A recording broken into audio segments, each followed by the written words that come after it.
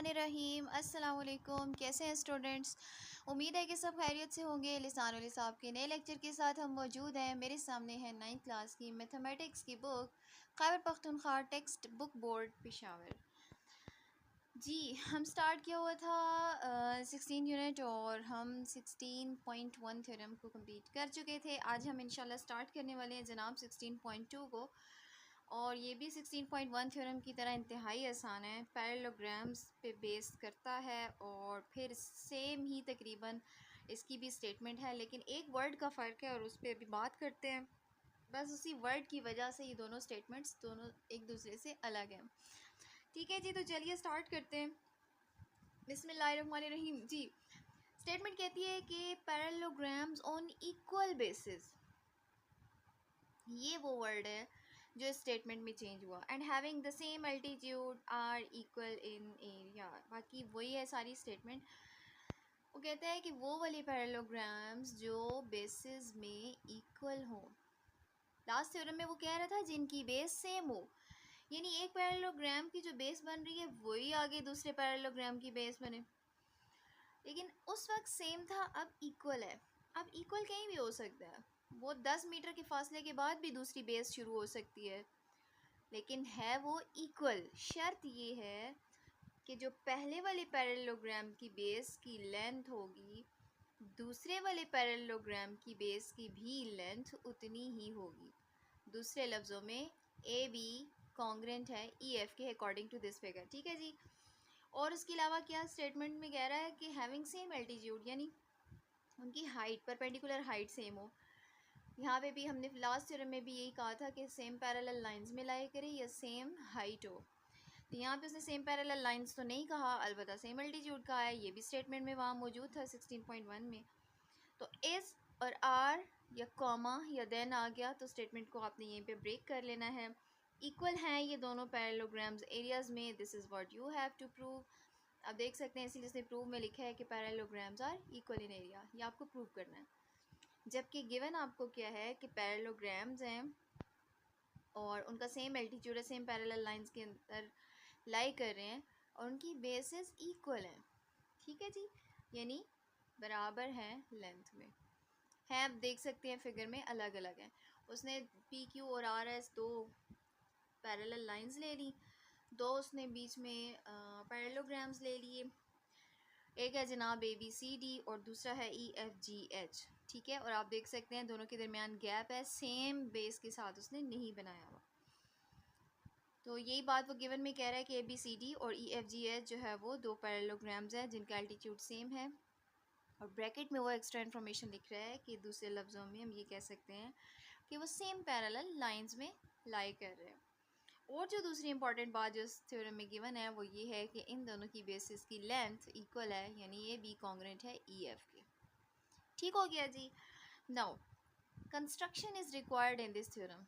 अब theorem number 16.1 अभी अभी वो पढ़ के आया। ठीक है, अभी अभी उसने सिखाया और उसने ये बताया कि एक पैरेललोग्राम की जो बेस है वही बेस दूसरे पैरेललोग्राम की हो तो, और वो सेम पैरेलल लाइंस में एग्जिस्ट कर रहे हो तो दोनों पैरेललोग्राम्स का एरिया कॉन्ग्रेंट होगा। ये बात हमने 16.1 में प्रूव की।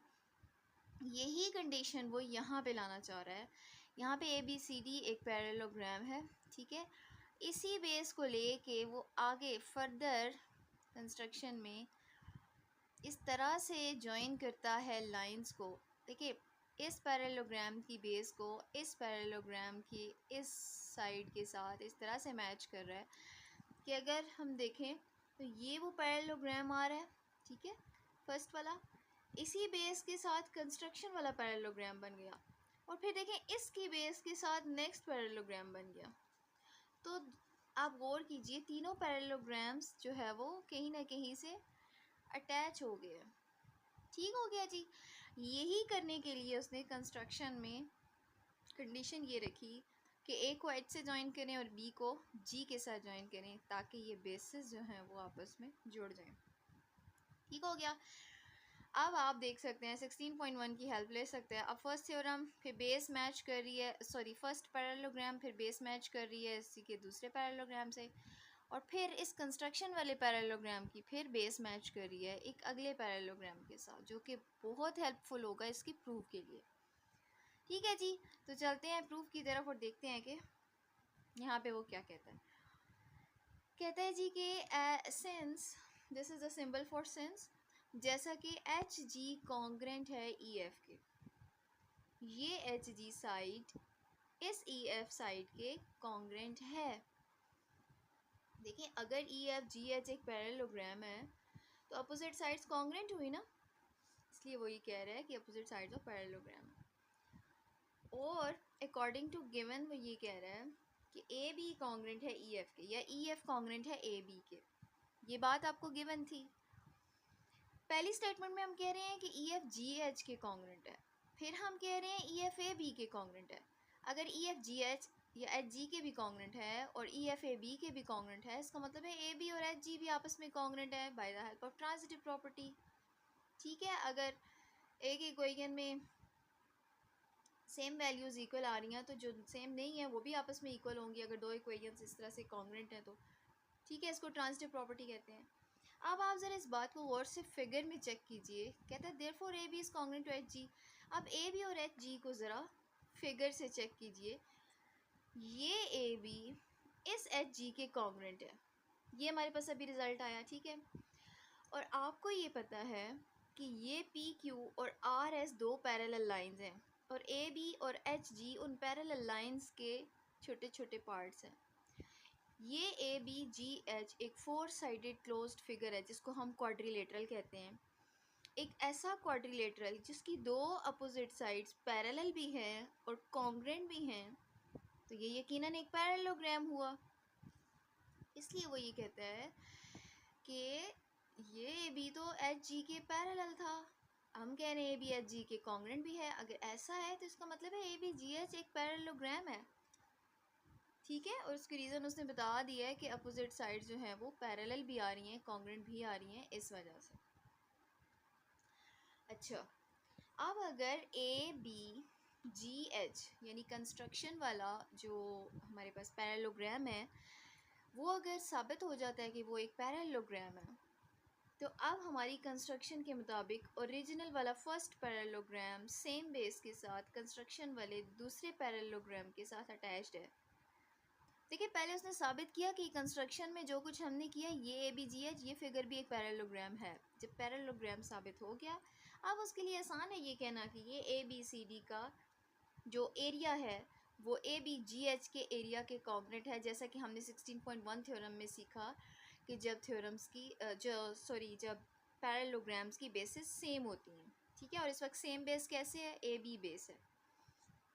वो ये कह रहा है कि hence area of parallelogram A B C D is equal to area of parallelogram A B G H, यानी ओरिजिनल वाला फर्स्ट पैरेललोग्राम का एरिया इक्वल है इसके। यहाँ उसने रीज़न नहीं दी हुई, आप 16.1 वाली सारी स्टेटमेंट उठा के इस रीज़न में लिख दें कि parallelograms on the same base and lying between the same parallel lines are equal in area। यहाँ पे पूरी स्टेटमेंट लिखिएगा। ठीक है, यहाँ पे कभी भी रेफरेंस नहीं लिखते। स्टूडेंट्स को मैंने अमूमन देखा है वो रीजंस में पूरी स्टेटमेंट लिखने की ज़रूरत नहीं करते और यहाँ पे सिर्फ लिख लेते हैं थ्योरम नंबर 16.1। अब एग्ज़ाम्स में आप ऐसे लिखेंगे तो चेकर को तो नहीं पता 16.1 में क्या है।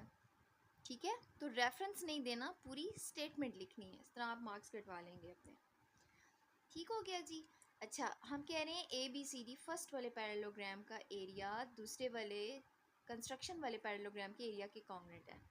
अच्छा, आगे चलिए, अब गौर करें, यही कंस्ट्रक्शन वाला सेम बेस के साथ किसी दूसरे के साथ भी अटैच है और सेम पैरेलल लाइंस के अंदर एग्जिस्ट कर रहे हैं, तो फिर 16.1 की हेल्प से हम कह सकते हैं कि ए बी जी एच का एरिया इक्वल है ई एफ जी एच के एरिया के। ए बी जी एच का area E F G H के एरिया के इक्वल है। ठीक है, parallelogram, this is a symbol for parallelogram, और ये हम सिंबल्स में सीख चुके हैं। ठीक है, इसलिए मैंने इस पर ज़्यादा बात नहीं की है। तो ऊपर वाली स्टेटमेंट में हम कह रहे हैं कि ए बी सी डी जो फर्स्ट वाला ओरिजिनल पैरेललोग्राम है वो कंस्ट्रक्शन वाले पैरेललोग्राम के कॉन्ग्रेंट है उसका एरिया, और दूसरी इक्वेशन में हम ये कह रहे हैं कि कंस्ट्रक्शन वाला पैरेललोग्राम सेकंड वाले पैरेललोग्राम के इक्वल है। अगर A B G H A B C D के एरिया के इक्वल है और ए बी जी एच का area E F G H के एरिया के भी इक्वल है, तो इसका मतलब है ए बी सी डी और ई एफ जी एच के एरियाज भी आपस में इक्वल हैं। और फिर ये वही बात हम ट्रांजिटिव प्रॉपर्टी की हेल्प से कह सकते हैं। ठीक है जी, इन दोनों ही की रीज़न में आपने 16.1 के थ्योरम की रीज़न लिखनी है, स्टेटमेंट लिखनी है। ठीक है, अब ये आ गया जी आपके पास जो last statement by the help of transitive property कि ए बी सी डी का area E F G H के एरिया के इक्वल है। ए बी सी डी का area E F G H के एरिया के इक्वल है। और ये वही ओरिजिनल दो पैरेललोग्राम्स हैं जिन दोनों के एरियाज इक्वल हैं, और यही बात आपको प्रूव करनी थी कि इन पैरेललोग्राम्स का एरिया कॉन्ग्रुएंट है या इक्वल है।